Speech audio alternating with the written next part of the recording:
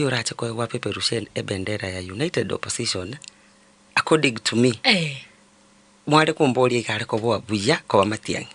Okay. Yakogera Matiang'i kidogo skize ground gionsi ya Kenya na woko egunare preferred and nare chosen. Okay. Reason Matiang'i is not quite a politician.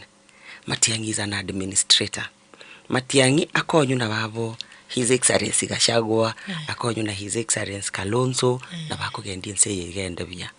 Lakini nene toise kuikera se toguchaka kungusanana between the United Opposition leaders ngoyongo telenaro yongo telenare kirene mutoda gututigira tuirani oyo rororo mapema tukora nebintu ebyo.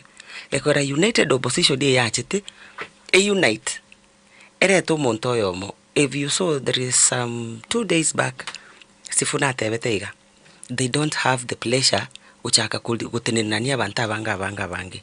They want one person who will stand and compete with the sitting president na litora nyoro bobui oboiga tutaitebo one term. Wono igabu as the United Opposition leaders bago ikaransa, they need to be very careful. They need to shut down their greed or whatever that thing that may come up. Yogo salia the United Opposition wale tumonto yomo. That way farasi zikikuwa 2 njia itakuwa safi. But wakitoa farasi kama 10 njia ni hii moja tu. All right.